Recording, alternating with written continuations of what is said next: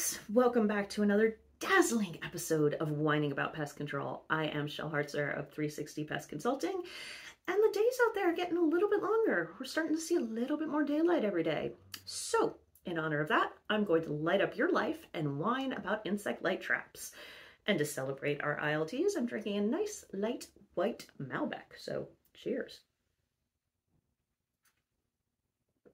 Delish. So, ILTs, insect light traps. Great tool for attracting and capturing a wide range of insects. Like any tool, it's about how you use it. A corkscrew is a great tool, unless you're trying to open a screw top bottle of wine. ILTs are not the perfect tool for every situation and every pest out there.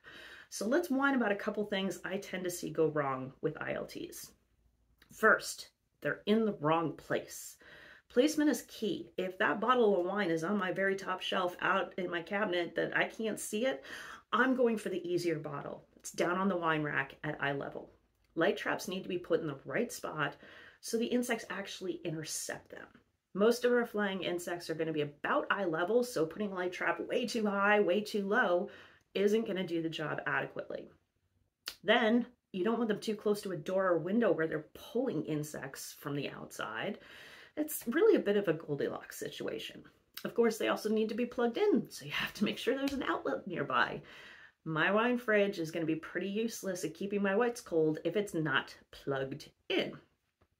Next, they really aren't checked.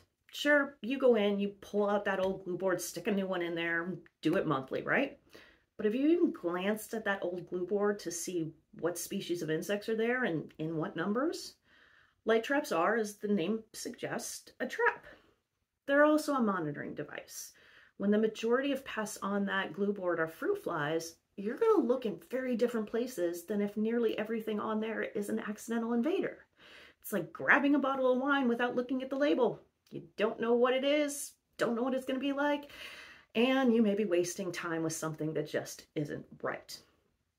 Finally, the bulbs don't get changed regularly or at the right times. The effective lifespan of most of our ILT bulbs is about 9 months of that really good, strong light output.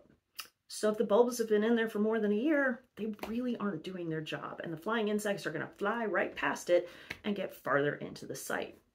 It's not just important to change them, it's also when you're going to change them. If they're going to be really effective for 9 months, you want to change them out right before the weather starts warming up so that they're at that highest light output for spring, summer, and fall. Then they kind of slack off a little in the winter, but the outside insects are going to be at their lowest anyways. One of the big things that gets me really whining when people don't document that they have been changed. That means those ILT bulbs could have been in there for 5 years or 5 months. Nobody knows. It's a mystery. Now, there's lots more we can whine about with ILTs, so make sure you tune into future episodes and keep on whining with me. Until then, let your little light shine bright. Keep your light traps doing the best job they can. You can always whine to me about your darker problems. Contact me anytime. In the meantime, helpful links down below. Rate, review, subscribe, because whining about this is fun and you don't want to miss it.